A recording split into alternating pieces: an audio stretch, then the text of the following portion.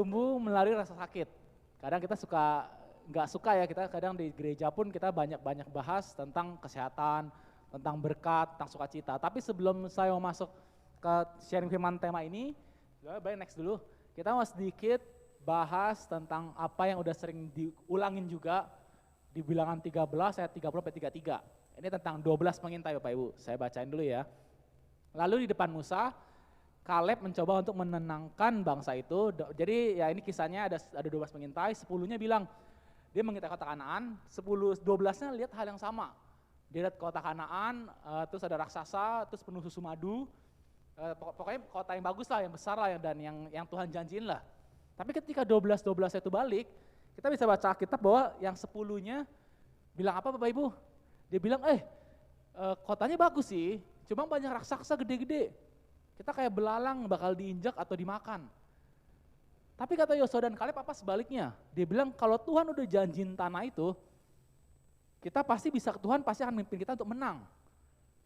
Nah dari hal ini saya percaya bahwa firman Tuhan itu yang kita dengar dari minggu-minggu lalu dan dari manapun itu adalah sebuah lensa Bapak Ibu bagi kita. Lensa bagi kita untuk melihat keadaan. Dan kita tahu bahwa kadang keadaan itu nggak sama apa yang Tuhan firmankan. Benar ya Bapak Ibu? Di gereja orang bilang, Tuhan akan memberkati kita, Tuhan akan menjadikan kita pemimpin dan lain sebagainya. Tapi ya dalam keadaannya kita masih sulit, bahkan kita bisa ngerasain sakit dan lain sebagainya. Nah, dan hal ini menjadi yang ingin saya sampaikan di awal, karena ketika di kantor, ini saya sharing sedikit Bapak Ibu, ketika di kantor saya ada teman koko gitu, dia orang Kristen, dia bilang gini, Fer, udah lihat belum podcastnya Dr. Richard mengenai yang Israel sama Palestina? Bapak Ibu ada yang nonton? Jadi dia itu menampilkan dua orang dari sisi Palestina, dari Muslim, dan dari sisi kekristenan. Awal yang dia tampilin adalah dari sisi Muslim ya Bapak Ibu. Jadi awal saya dengar sama keluarga juga, dari sisi Muslim, dia bilang gini, Israel itu baru ada pada tahun 1927 atau waktu itu ada perjanjian Beaufort atau apa saya lupa. Jadi waktu itu Israel mau ada tanah, jadi Israel nggak punya tanah, ya orang Yehuda nggak punya tanah, tidak ada tanah. Terus dia mau carilah di mana, akhirnya ketemulah di Palestina. Terus dia izin, saya mau kasih saya tanah sedikit di sini.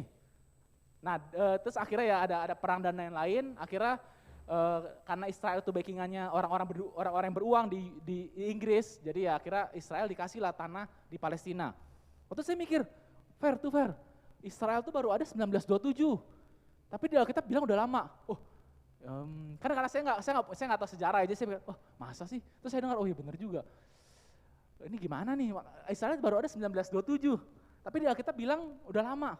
Terus akhirnya ya udah terus 1-2 hari. Ada video baru lagi, jadi dia melihat dari perspektif orang Kristen. Jadi dia undang, saya lupa istilahnya apa. Jadi katanya tugasnya orang itu adalah menjawab setiap pertanyaan tentang kekristenan, kayak gitu. Saya lupa apa bagian ininya, tapi bukan pendeta, bukan apa gitu. Nah dia jelasin, jadi dari sejarah dia bilang, waktu Tuhan janjiin tanah Kanaan, jadi kan Musa bawa keluar orang Yahudi, itu yang 12-nya dari situ 12 turunannya. Terus ke tanah Kanaan. Nah dari tanah Kanaan itu orang Filistin kalah, orang Filistin pergi. Terus orang Filistin dihajar, dimusnahin sama orang apa, saya lupa, Bapak Ibu nanti bisa nonton. Pokoknya dibilang dimusnahin, jadi orang Filistin itu udah musnah dia bilang. Nah orang Israel waktu itu di Kanaan sampai Tuhan Yesus lahir, setelah Tuhan Yesus naik ke surga, dijajah bangsa Roma. Namanya udah Israel nih, nama tanahnya udah Israel, terus bilang dijajah sama bangsa Roma. Terus ada kekaisaran namanya siapa? Kaisaran itu nggak suka karena orang Israel tuh ada istilahnya zelot ya. Zelot itu katanya tuh kayak Zionis sekarang. Jadi orang Yahudi itu dia punya cinta tanah air lah, cinta orang Yahudi gitu. Jadi itu nama zelot katanya dulu. Sekarang dibilang Zionis. Nah orang Roma bilang nggak suka nih. Akhirnya dia jajah Israel, terus dia ganti nama Israel. Diganti jadi Filistin. Jadi ya kalau bahasa katanya sih bahasa Indonesia Palestina. Tapi digantilah nama Filistin. Jadi waktu itu Israel hilang. Karena apa? Karena waktu itu Israel mau dihilangin identitasnya. Jadi makanya orang Israel pergi kemana-mana ada yang ke Asia dan kemana-mana lah. Ke Eropa dan lain-lain. Nah waktu saya nonton itu, saya baru kebuka. Benar juga berarti. Ya saya nggak tahu sejarah sih. Cuma secara penjelasan dia, kita tahu bahwa Alkitab itu benar Bapak Ibu. Dan dia juga bilang, Kalau Tuhan Yesus mati, terus bangkit lagi itu ada di sejarah, ada fakta tertulis. Tapi menurut kitab agama seberang, saya juga nggak pernah baca sih. Dia bilang gini, Yesus itu diangkat ya, diangkat atau apa saya lupa. Cuma kalau dari kitab kita dan histori yang menulis, sejarah yang menulis ada ditulis. Yesus mati pada hari mati di kayu salib, bangkit pada hari ketiga, terus naik ke surga, terus ditulis semua sejarah-sejarahnya, nanti pemerintahan siapa, akhirnya dan lain sebagainya. Nah, perspektif kita akan firman Tuhan, akan ada influencer lah atau pengkhotbah, kadang mempengaruhi kita dengan melihat kehidupan kita Bapak Ibu. Kayak teman saya aja dia mulai ragu, dia tanya, Fer tuh Israel baru ada 1927, gimana lu? Oh, iya.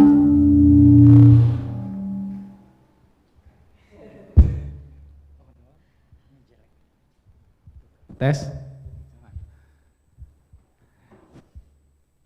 Oke, thank you Om. Jadi saya ingin menyampaikan ini untuk kita bisa melihat secara benar Bapak Ibu. Ya mungkin saya juga nggak tahu, mungkin ada orang di podcast itu salah juga, saya juga nggak tahu. Cuma saya melihat dari apa yang Tuhan katakan bahwa Israel itu udah ada berpuluh-puluh tahun lalu, bahkan pada saat Yakub dinamain Israel dan lain sebagainya. Jangan sampai perspektif yang salah mempengaruhi kita Bapak Ibu. Nah karena itu saya juga membawa satu hal yang berbeda juga, yaitu tentang rasa sakit. Kalau kita kadang suka bilang, kan khotbah harusnya happy-happy, senang-senang, sehat-sehat. Tahu kalau Bapak Ibu kita tahu ya bahwa kesehatan itu adalah berkat dari Tuhan, anugerah dari Tuhan. Kita mau sehat, bahkan kesehatan itu juga sesuatu yang harus diraih. Bukan kita sehat hari ini, belum tentu kita sehat besok, 2 minggu lagi kita bisa sakit. Belum tentu kita, kayak saya, belum tentu saya nggak kolesterol, nanti 5 tahun lagi saya bisa kolesterol Bapak Ibu. Jadi kesehatan itu adalah suatu hal yang harus kita perjuangin. Amin Bapak Ibu. Oke, next Bapak. Bahkan ada istilah, ya next lagi Bapak. Dalam bahasa Latin Bapak Ibu saya dengar ya, mens sana in corpore sano. Ada yang tahu Bapak Ibu artinya? Ada yang tahu? Ini sering, di dalam tubuh yang sehat terdapat jiwa yang sehat juga. Nah jadi bahkan ada bahasa Latin di mana tubuh yang sehat ada jiwa yang sehat juga. Kita tahu bahwa kesehatan itu menjadi hal yang penting. Kesehatan fisik itu bagi atlet. Bahkan atlet pun kalau misalnya ketahuan sebelum bertanding ada sakit, dia bisa di-stopin, bisa disuruh jangan bertanding. Dan kita tahu juga kesehatan ini nggak bicara soal fisik aja Bapak Ibu. Bisa bicara soal kesehatan keuangan, kesehatan hubungan, terus kesehatan kita akan rohani juga. Dan bahkan next Brian, di 3 Yohanes 1 ayat 2, ini terjemahan TSI, saudara yang saya kasihi, doa saya kamu akan berhasil dalam segala hal dan sehat secara jasmani, sama seperti kehidupan rohanimu sehat. Jadi sehat secara jasmani aja masih kurang Bapak Ibu, kita harus juga sehat secara rohani. Nah, banyak dari kita mungkin sehat secara jasmani tapi kurang secara rohani. Itu kenapa kita perlu namanya gereja, terus ada komsel dan lain sebagainya. Nah, kita tahu bahwa kesehatan adalah sebuah anugerah Bapak Ibu. Siapa di sini mau sakit? Enggak ada ya, bahkan semua kita berani bayar mahal untuk suntik vitamin, untuk sehat lah. Nah, bagaimana dengan rasa sakit? Ada yang mau sakit? Enggak ada ya Bapak Ibu. Ternyata Tuhan izinkan adanya namanya rasa sakit itu adalah sebuah anugerah Bapak Ibu.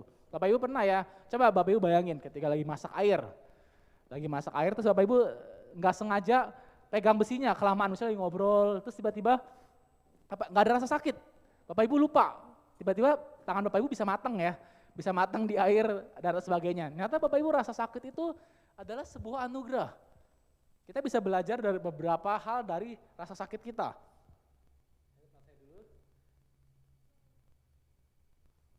Oke, next Bray.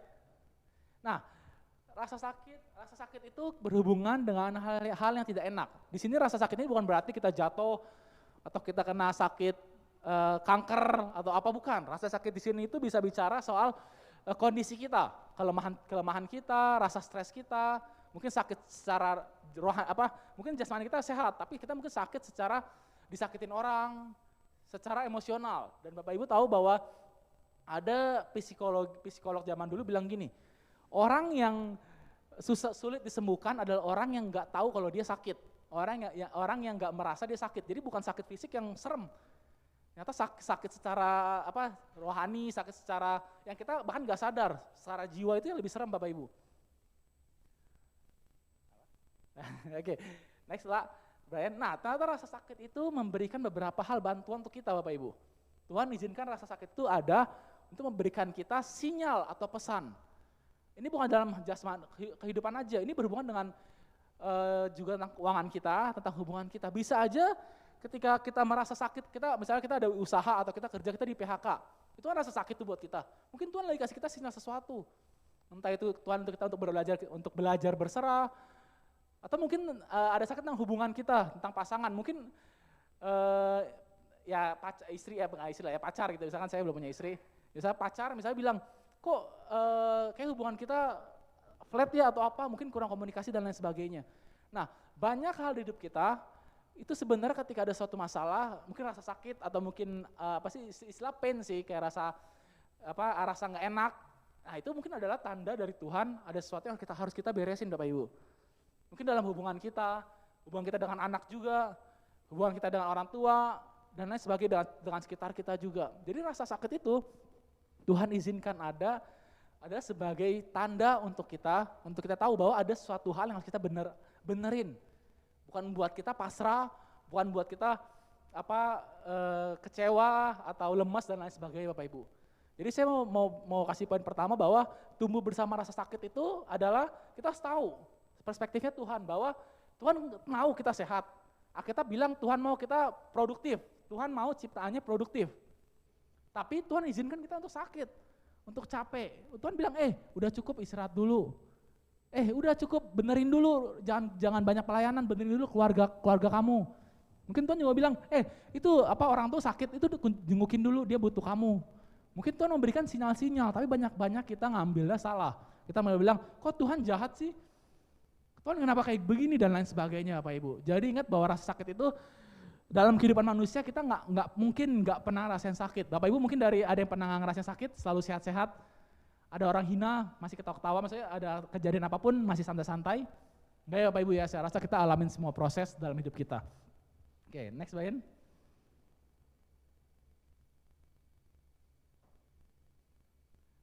Oke, nah yang selanjutnya adalah rasa sakit itu bersifat melindungi kita. Tadi saya sebenarnya udah jelasin sih. Jadi rasa sakit itu udah sharingin melindungi kita dari apa tadi, sinyal-sinyal. Mungkin kita udah kebanyakan pelayanan, kebanyakan waktu di luar rumah.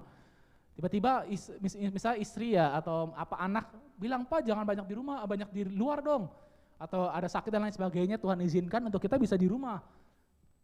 Dan lain sebagainya Bapak Ibu. Jadi ini kurang lebih ya sharing yang tadi juga. Dan next, kalau Bapak Ibu ini ada rasa sakit membawa pesan Bapak Ibu. Rasa sakit itu membawa pesan untuk kita mau untuk memperbaikinya. Jadi jangan misalnya ada rasa sakit, entah itu tentang usaha kita yang mungkin turun ordernya, ataupun kita malah ngeluh. Tapi mungkin ketika ordernya turun, Tuhan ajar kita untuk kita keluar dari zona nyaman. Untuk kita melangkah, untuk kita coba hal baru lagi. Atau juga ketika kita ada rasa sakit, mungkin Tuhan mau kasih pesan ke kita. Kamu yang sakit nanti kamu bisa lewatin, kamu bisa sharing ke orang lain. Kamu bisa memberkati orang lain dari kejadian yang kamu alamin. Amin Bapak Ibu.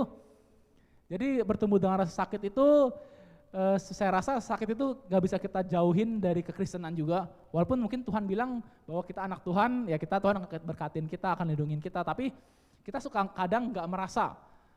Kita fokus, kita nggak suka merasa bahwa kita sakit. Enggak, hubunganku baik-baik aja kok di rumah. Ditanya orang gimana kabar, oh enggak ya baik-baik aja, luar biasa bahkan. Padahal aslinya mungkin kita butuh bantuan mereka, kita butuh sharing, butuh teman sharing, atau kita butuh mengakui rasa sakit kita Bapak Ibu. Oke. Next one. Nah Bapak Ibu, sini siapa yang pernah refleksi? Sakit gak kalau refleksi? Saya belum pernah sih, cuma saya dengar kayak kata sakit, kata-kata. Saya pernah waktu itu uratnya ini ya, pokoknya keseleo lah. Terus saya diminta dipijitin tante saya, terus saya pengen nangis-nangis. Tapi setelah itu enak. Nah, manusia itu memiliki kemampuan untuk merasakan sakit selama mereka bisa mendapatkan tujuan dari rasa sakitnya. Saya tahu nih dipijit sakit banget, tapi saya mau dipijit. Karena saya tahu kalau setelah dipijit badan saya enakan. Benar Bapak Ibu? Atlet juga sama, mungkin atlet berlari dia udah capek, tapi dia tahu gue harus menang. Karena itu dia walaupun dia capek dia masih paksa lari, paksa untuk berlatih. Begitu juga mungkin dalam kehidupan kita Bapak Ibu. Kalau kita memberikan rasa sakit kita sebuah tujuan, next Brian, maka rasa sakit kita itu kita akan memberikan nilai kepada rasa sakit kita. Kita akan menghargai rasa sakit kita karena kita tahu tujuannya buat apa. Bapak Ibu, ini kenapa terjadi sebenarnya baik. Nah, ini yang terjadi pada mungkin ya lebih relate ke atlet-atlet ya, tapi mungkin Bapak Ibu juga bisa ini karena rasa sakit itu kalau kita kasih nilai, kalau kita kasih tujuan itu kan ada nilainya Bapak Ibu. Manusia Tuhan kasih untuk kita bisa menahan rasa sakit. Ya next Brian.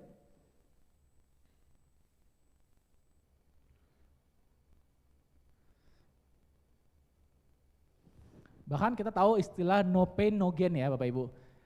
Kalau mau berkembang ya harus rasa sakit dulu. Kalau kita mau bertumbuh ya kita harus rasa sakit dulu. Bahkan di Instagram juga ada yang bilang bahwa ketika kita masih muda ya waktu kita banyak. Kita harus habisin banyak waktu kita harus korbanin waktu mungkin sama orang-orang yang kita sayangi dan lain sebagainya. Untuk kita ngejar karir dan lain sebagainya. Nah maksudnya Bapak Ibu karena no pain no gain. Kita nggak bisa punya kedua-duanya yang pas. Kita mau satunya lebih tapi satunya ini nggak bisa, Bapak Ibu, kita harus ada yang kita korbanin. Nah itu kenapa rasa sakit, kalau kita beri tujuan, itu kita beri nilai, itu kan ya akan ada punya tujuan dari rasa sakit itu Bapak Ibu. Oke next Brian.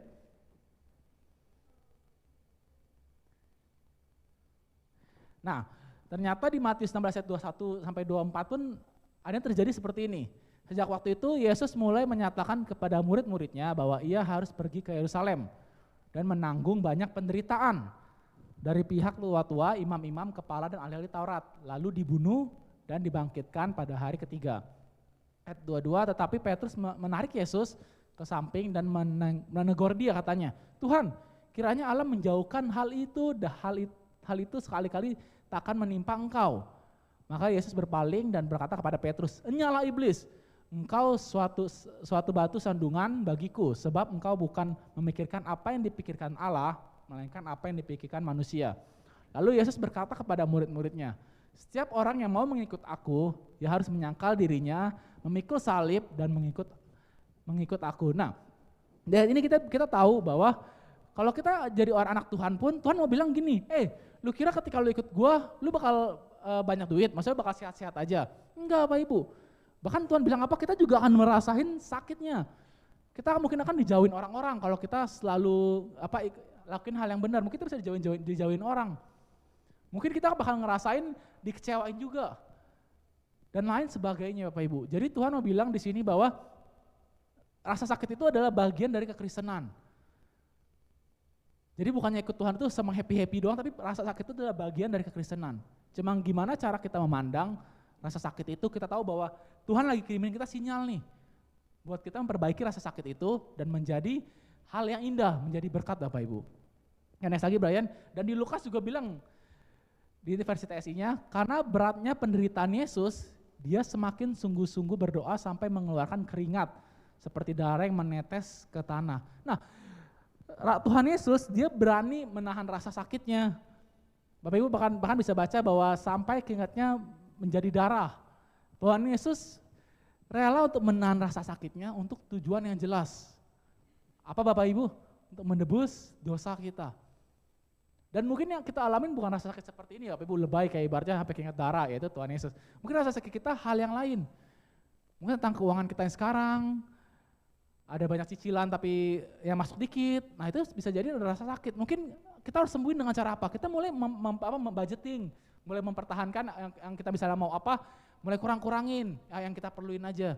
Mungkin juga dalam hubungan kita, tiba-tiba istri atau ya pacar atau suami marah-marah, mungkin ada sesuatu yang harus diperbaikin, ada sesuatu yang harus dikomunikasikan, dan lain sebagainya. Dalam kesehatan kita mungkin udah mulai sakit-sakit, saya udah mulai sakit-sakit dikit sih di bagian leher, ya mungkin harus jaga makan, dan lain sebagainya Bapak Ibu. Jadi rasa sakit itu ada sebuah sinyal, dan kalau kita memberi nilai pada rasa sakit itu, maka ya kita bisa menghargai lah, dan kita bisa tahu apa tujuan dari rasa sakit itu datang.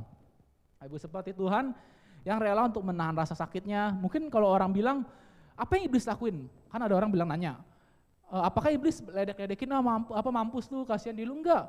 Apa yang iblis lakuin? Iblis itu menggoda Yesus untuk, Tuhan, tuh ada jalan kosong, kan lu sendirian. Lu bisa lari tuh.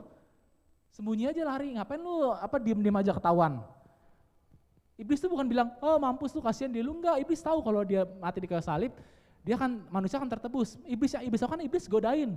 Tuhan, lu yakin? Lu bisa kabur nih. Tapi Tuhan memberikan nilai dari rasa sakitnya. Bahwa tujuan dari rasa sakitnya dia, Tuhan udah nyatakan bahwa dia akan menebus kita, anak-anaknya, dan kita akan hidup dalam kebenaran, dalam kasih karunia, Bapak Ibu. Amin, Bapak Ibu. Next, nah, rasa sakit itu Tuhan biarin ada dalam hidup kita, karena Tuhan juga bilang bahwa saya bisa menghadapi segala keadaan karena Kristus selalu memberikan kekuatan kepada saya. Jadi Tuhan Yesus gak cuma ninggilin kita, tapi Tuhan selalu memberikan kita kekuatan Bapak Ibu untuk kita menghadapi situasi sekarang. Mungkin keadaan kita tuh di sini ayat ini saya pakai ayat ini karena dia cukup menggambarkan menghadapi segala keadaan. Mungkin keadaannya sekarang sulit, atau mungkin Bapak Ibu gak ngerasain sulit, bisa jadi ya. Cuma ya apapun yang kita alamin sekarang, kita belajar untuk melihat dengan cara Tuhan melihat, dengan cara perspektif Tuhan, di mana ternyata Tuhan bisa pakai rasa sakit kita, bisa pakai rasa lelah kita, bisa pakai rasa sakit hati dan lain sebagainya untuk memuliakan Tuhan Bapak Ibu, untuk melihat apa yang ingin Tuhan sampaikan bagi setiap hidup kita. Dan yang pasti Tuhan juga akan memberikan kita kekuatan, nggak cuma kasih rasa sakit, tapi Tuhan akan memberikan kita kekuatan untuk melewatinya.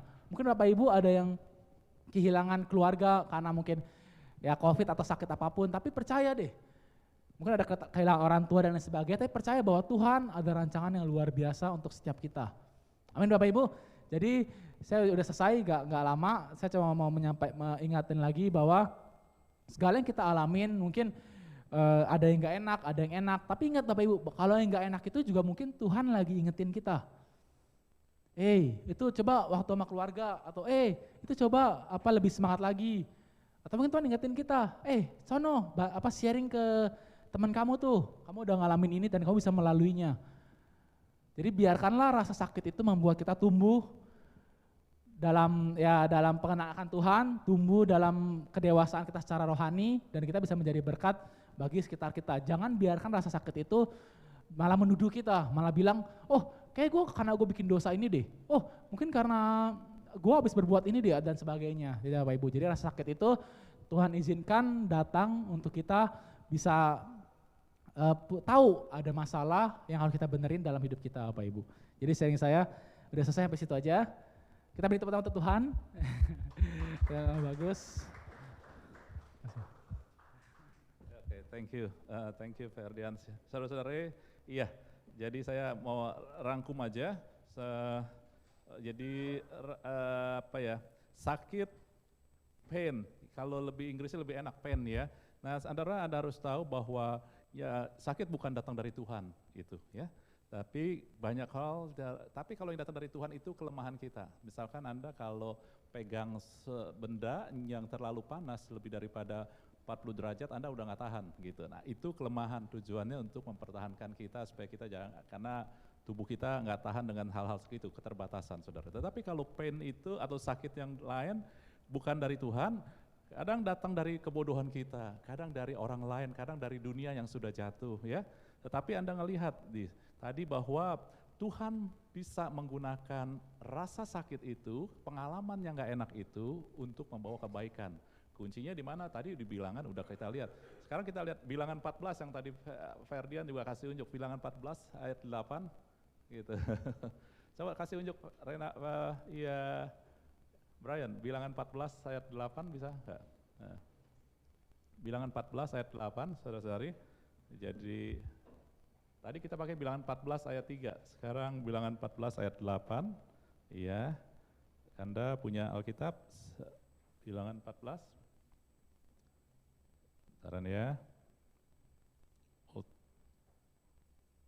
Numbers, tadi 13 tentang 10 pengintai, kemudian bilangan 14 masing tentang pengintai itu juga, kenapa bisa ini, sebentaran.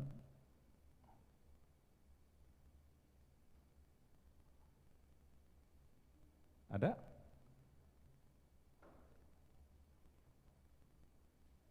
Bisa? 14, iya.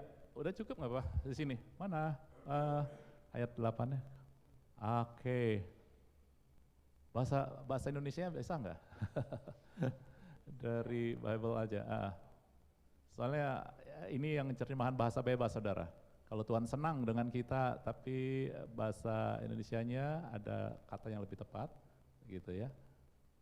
Saudara, jadi Tuhan menggunakan pengalaman yang gak enak, tantangan yang besar, ya, untuk kita membawa kebaikan buat kita. Nah, ini dia. Saudara, jika Tuhan berkenan kepada kita, maka Ia akan membawa kita masuk ke negeri itu dan akan memberikan kepada kita suatu negeri melimpah susu dan madunya. Terus di ayat 9-nya, gitu ya. Anda lihat, 8-9 bisa langsung nggak dikasih unjuk, Brian? 9. Hanya jangan memberontak, jangan takut, ya ini jadi satu, saudara lebih enak. Ya, jadi lihat, ya, lihat bawahnya. Sebab mereka akan kita telan habis, yang melindungi mereka sudah meninggalkan mereka, sedang Tuhan menyertai kita. Saudara tadi, ketika kita menghadapi rasa nggak enak ini yang disebut tadi pain, sakit itu saudara, ya bagaimana sikap kita? Nah sikap kita ini dari Yosua ini tadi udah dikasih unjuk nih. 1, jika Tuhan berkenan kepada kita. Pertanyaannya sekarang Anda sudah berkenan belum sama Tuhan? Nah sebagian bilang, aduh nggak tahu Pak, sebagian bilang sudah. Ya. Nah saya mau katakan, kalau Anda melihat perkenanan Anda berdasarkan perbuatan, kelayakan Anda belum berkenan. Kita belum berkenan sama Tuhan, tetapi karena kita sekarang ada di dalam Yesus. Yang Pak Yankong bilang, Yesus kepala, kita ini anggota tubuhnya, gitu ya. Jadi kita tuh satu identitas kita. Orang ngelihat Yesus, ngelihat kita seluruhnya. Walaupun tubuh kita masing belum berfungsi benar, misalkan jempol, ini kayak kaki saya kemarin ketimpa, jadi kaki saya pincang, karena kelingking saya ketimpa jadi sakit sekali. Walaupun saya begini, tetapi orang ngelihat saya satu kesatuan, ya kan? Saya baik-baik, orang ngelihat itu. Nah, kita satu sama Yesus. Sebab itu Anda harus ngelihat, Anda dilihat itu seperti melihat Yesus. Perkenanan Anda di dalam Yesus. Jadi Anda sudah berkenan belum? Sudah. Jadi ketika Anda mengalami rasa sakit, lihatlah kesatuan dengan Tuhan. Rasa sakit itu artinya rasa yang gak nyaman, pain itu, keadaan yang gak enak, dijahatin orang, terus juga kehidupan, juga misalkan juga ekonomi, apapun juga ya, keluarga. Anda mulai ngelihat kesatuan, jangan ngelihat diri sendiri. Kalau ngelihat diri kita sendiri, perbuatan kita gak layak. Kita gak dapat perkenanan. Yosua Kaleb memperkatakan ini, 10 pengintai gak ngomong apa-apa tentang Tuhan. Tapi Yosua Kaleb bicara tentang Tuhan. Dia bilang jika Tuhan berkenan. Anda harus tahu bahwa kita itu sudah berkenan di hadapan Tuhan. Menghadapi masalah yang disebut tadi sakit, pain, harus kita dengan lihat diri kita satu dengan Tuhan, saudara. Kalau enggak, itu hukuman Tuhan. Kamu enggak pernah ke gereja, enggak pernah kasih perpuluhan, enggak pernah memberi, enggak pernah peduli sama orang, kamu jahat sama orang. Kita enggak pernah merasa benar, akhirnya jadi tertuduh dan kita layak. Kamu enggak bisa, ini bakalan bahaya. Karena kita tahu dari mana rasa sakit kita, rasa enggak nyaman kita akan jadi baik kalau kita enggak ada bersama Tuhan, kalau Tuhan enggak berpihak sama kita. Anda harus tahu ya, jadi saya hanya memperjelas tadi ya. Terus kedua, saudara, yang dikatakan, Tuhan menyertai kita, jangan takut kepada mereka. Nah, saudara, ketika kita mengalami rasa sakit, gak enak sakit bukan hanya tentang tubuh kita sakit, tetapi kehidupan kita yang sedang bergumul, saudara-saudari ya, Anda ngelihatlah, Tuhan menyertai kita. Tetapi Anda tangkap banyak orang menganggap Tuhan menyertai kita hanya untuk kemauan kita. Yosua Kaleb bilang Tuhan menyertai kita untuk tujuan Tuhan, masuk tanah perjanjian. Amin. Jadi kalau baca firman jangan sepotong doang, kita harus ngelihat. Karena kalau sepotong doang berbahaya, saudara. Jadi Anda ngelihat, sebab mereka kita telan habis, kenapa? Karena Tuhan menyertai kita. Untuk apa? Masuk tanah Kanaan. Untuk tanah perjanjian. Jadi apa? Anda harus tahu janji Tuhan. Anda lebih baik lagi kalau kita tahu tujuan Tuhan buat hidup kita. Tujuan Tuhan buat hidup kita, saudara-saudari. Amin ya. Jadi lihat, ketika Anda tahu tujuan Tuhan, tadi kata Ferdian, maka kita sanggup, kita punya kekuatan lebih untuk menghadapi rasa gak enak itu. Yesus tahu bahwa tujuan dia adalah salib, sehingga ketika dia mengalami rasa yang sakit yang luar biasa, dilukai, saudara, sakit fisik itu satu bagian, tetapi ada sakit yang di dalam dia, dikhianatin, diludahi, direndahkan, tapi dia bisa bertahan, saudari, karena dia ngelihat pada tujuan Tuhan. Anda bisa bertahan. Kalau enggak, Anda akan mengasihi diri. Ya ampun, saya Tuhan kok dari dulu, saya kok ini keadaan apapun masalah tuh beruntun terus. Apa Tuhan saya sedang dikutuk, apa Tuhan saya, kok orang lain enggak, orang lain enak-enak aja. Saya ini enggak disayang Tuhan ya, saya udah berdoa tahun-tahun enggak dijawab. Anda mulai mengasihi diri, kita punya tujuan Tuhan. Oleh sebab itu kadang jalannya berbeda, karena tujuannya beda, saudara-saudara Anda dan saya. Ya, kalau Anda misalkan tangan, ya Tuhan akan latih tangan Anda itu kuat untuk dipakai sesuai tujuannya. Jika lain beda latihannya dengan kaki, ya jangan tangan disuruh kerja dengan kaki, itu akan jadi beda fungsinya, nggak bisa. Anda punya bawa tujuan sendiri, jangan pusing dengan orang. Ketika Anda mulai punya pergumulan, mulailah ngelihat Tuhan, nggak ada urusannya sama orang, nggak ada urusannya sama keadaan, ya bahwa Tuhan berkenan sama kita, kita ini udah diberkenan karena Tuhan Yesus, kemudian Tuhan menyertai saya untuk tujuannya, nggak ada urusan sama orang. Oke, amin saudara. Ya, yuk kita bangkit untuk mulai percaya. Sekarang belum bangkit berdiri, bangkit untuk mulai percaya. Kalau Anda mau berdiri nggak apa-apa gitu ya. Kalau mau ke toilet ya. Jadi bangkit untuk mulai percaya, saudara.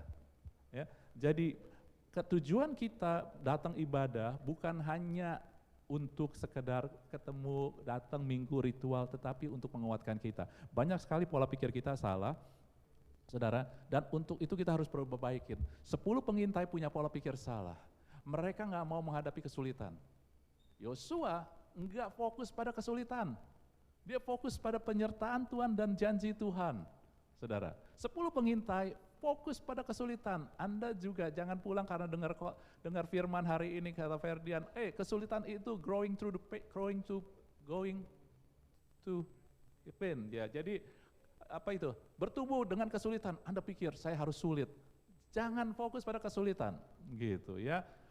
Kesulitan itu adalah bagian dari kehidupan kita selama di dunia. Amin. Ya, kita di dunia itu mengalami kesulitan. Karena kita berhubungan dengan orang-orang yang belum sempurna, keadaan yang belum sempurna. Ini juga sama, tanah perjanjian tidak mungkin tanpa kesulitan, itu normal. Tetapi 10 pengintai fokus pada kesulitan. 2 orang, Yosua Kaleb, fokus kepada Tuhan. Cukup kepada Tuhan aja kita. Kita hadapi kesulitan kita bersama Tuhan, maka Roma 8:28 segala sesuatu Tuhan akan ubah jadi kebaikan. Oke saudara ya, nah jadi mari kita belajar kalau kita datang ibadah bukannya untuk Tuhan tetapi sebenarnya untuk kita. Punyalah pola pikir yang baru, kita yang diberkati ketika kita ngelihat bahwa saya akan dapat sesuatu gitu.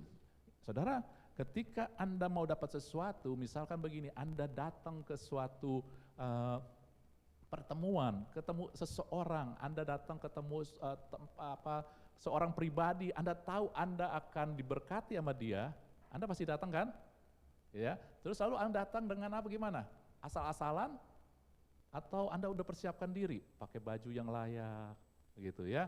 Terus tidur yang cukup supaya ntar jangan ngantuk, benar nggak? Karena apa? Karena saya datang, dulu begini waktu Ahok jadi gubernur tuh, dia boleh datang ke rumahnya. Dia kalau datang ke rumahnya, kata orang, saya nggak pernah, dia kasih duit ke orang ya. Jadi kalau orang datang tuh ya, wah mereka udah siap, rapi, ya, seger, senyum gitu ya. Terus dia ngomong apa diperhatikan, karena apa? Karena mereka tahu nanti diberkatin. Nah saudara, banyak kita datang ke Tuhan, ke sekolah, ke minggu, ya, ke gereja, nggak punya mental itu. Sehingga ngantuk, ini khotbah apa nih? Si Ferdian ngomong apa nih? Ferdian kecepatan, sampai ada aba-aba dari sana. Kita keluarga ya ngomong, kita punya mental akhirnya kita hanya pikir ya hanya untuk datang. Saudara, ketika kita datang, ibadah datang ke Tuhan, milikilah mental kita sedang mau diberkati sama Tuhan. Sehingga kita menyiapkan yang terbaik. Kita datang ke gereja, datanglah dengan semangat, ya bukan bajunya tetapi semangatnya gitu ya. Kita semangat, kita berikan yang terbaik, saudara-saudari, kita persiapkan. Amin. Kita datang juga lebih awal, jangan sampai Ahok aja nggak mau nunggu. Tapi Tuhan kita masing puji Tuhan nunggu, kita datang lebih awal, sediakan waktu gitu saudara. Amin ya. Nah itu mentalitas bahwa saya datang karena di gereja saya akan diberkati oleh Tuhan. Terlepas siapapun yang nyanyi di sini, terlepas siapapun yang sampaikan firman di sini. Amin saudara. Ya. Nah, oke. Nah saudara saya hanya mengingatkan itu tadi, jadi karena Ferdian kasarnya saya bisa setengahnya lagi. Oke, saudara jadi ingat ya, masalah bukan datang dari Tuhan, tetapi jangan fokus pada masalah, fokuslah kepada Tuhan. Bahwa tadi Tuhan berkenan kepada kita, saya berkenan sehingga ini akan bisa dilalui bersama Tuhan. Saya berkenan bukan karena perbuatan tetapi karena kesatuan saya dengan Tuhan. Saya disertai Tuhan untuk tujuan Tuhan, bukan untuk sekedar maksud saya doang. Karena Tuhan punya tujuan buat saya, buat keluarga saya, buat keluarga kita saudara, maka Tuhan pasti sertai kita. Anda berdiri ketika menghadapi gelombang masalah apapun juga, sakit yang gak enak di hati saudara ya, Anda tetap berdiri karena Tuhan punya tujuan, maka Tuhan akan menyertai kita. Amin. Sebab itulah kita percaya Tuhan enggak akan gagal sama kita. Anda akan pasti melihat bahwa true pain melalui masa enggak enak, Anda jadi tumbuh mengenal Tuhan. Ketika Anda tumbuh mengenal Tuhan, Anda itu kuat saudara. Kekuatan kita di dalam Kristus. Kita nyanyi, kekuatan di hidupku ku dapat dalam Kristus. Tetapi kita nggak bisa kuat dalam sendiri. Ketika kita kenal Tuhan, maka kita jadi kuat. Yosua, Kaleb kenal Tuhannya, mereka jadi kuat. Ya, kita nggak usah berasa saya nggak kuat, saya nggak bisa, nggak apa-apa. Anda semakin kenal Tuhan, otomatis Anda kuat. Oke, saudara, saya mengingatkan lagi tentang tema dari sinode kita, yaitu masa menuai, saudara-saudari. Ya, jadi kita harus melihat juga tujuan Tuhan di akhir zaman. Saya setuju karena tujuan Tuhan di akhir zaman adalah untuk salah satunya di akhir zaman yang terjadi adalah terjadi tuaian, saudara-saudari. Ya, ini adalah visi kita. Ini visi kita udah identitas kita sebagai anak Allah. Ada nggak yang tahun tuaian? Iya. Nah ini masa menuai saudara-saudari. Ya, jadi Anda tangkap ini. Karena kita hari-hari ini lebih fokus pada apa yang dilakukan iblis. Apa yang diperbuat musuh, kayak 10 pengintai. Dia ngelihat, aduh buat musuh. Tapi Yosua fokus sama apa yang dilakukan Tuhan. Akhir zaman anak-anak Tuhan terlalu banyak fokus pada apa yang dibuat si iblis. Wah ini akan ada tanda 66, wah ini akan ada gempa di mana-mana. Sehingga ketakutan dan tidak melihat bahwa akhir zaman Tuhan sudah menyiapkan. Pada akhir zaman, anak-anak, teruna, orang dewasa sampai yang tua akan dipenuhi oleh Roh Allah. Itu yang Tuhan lakukan di akhir zaman. Di akhir zaman Tuhan akan lakukan penuaian jiwa-jiwa yang luar biasa, saudari. Di akhir zaman, saudara, sebelum Yesus datang kedua kali akan terjadi restoration, pemulihan. Kenapa kita nggak fokus pada itu? Dan saya percaya ini juga dari Tuhan bahwa sinode kasih kita tema, ini adalah masa menuai, saudara-saudari. Kalau Anda fokus sama Tuhan, maka itu akan terjadi. Kita ini bagian dari tubuh Kristus, di tempat di lain tempat di mana-mana saudara-saudari mulai terjadi revival. Kalau kita nggak melihat pada Tuhan, mungkin kita akan sekedar ibadah setiap minggu biasa. Anda nggak mengharapkan dan saya nggak mengharapkan ada sesuatu kegerakan yang luar biasa. Di mana-mana terjadi penuaian jiwa-jiwa, orang-orang bertobat. Kalau kita nggak mulai bergerak dalam satu janji Tuhan, maka kita akan diam-diam aja. Kita nggak berani ngajak orang ke gereja, nggak berani ajak orang terima Yesus, nggak berani doain orang, saudari. Karena kalau Anda baca di sini ini janji Tuhan bahwa sebelum lihat ya pekerja masih menuai, udah datang lagi untuk membajak. Ya, ketika tiba waktu membajak mereka masih menginjak-injak buah anggur. untuk panen, ketika tiba waktunya panen baru, jadi nggak pernah berhenti-henti saudara-saudari. Sesuatu yang baik. Dan penuaian ini bukan hanya jiwa-jiwa, tetapi penuaian ini juga restorasi, pemulihan atas kehidupan Anda. Anda harus mulai harapkan itu, karena ini kegerakan akhir zaman, ini tujuan Tuhan. Jangan jadi seperti 10 pengintai, ngelihat besarnya masalah, besarnya tantangan, sehingga berhenti ketika ada tantangan, saudara-saudari. Yosua Kaleb enggak berhenti, tetapi mengandalkan Tuhan. Dan tetap bertahan, Yosua Kaleb bertahan berapa lama pun juga, karena dia percaya janji Tuhan, saudara. Karena justru ketika kita percaya janji Tuhan, berjalan bersama Tuhan, kita menanti semakin kuat. Abraham dia menanti, imannya semakin kuat. Yosua dan Kaleb semakin mereka menanti, mereka semakin kuat. Jadi ketika kita fokus, otomatis kita kuat, fokus sama Tuhan. Ya, jadi inilah tema kita, mulai tangkap itu saudara.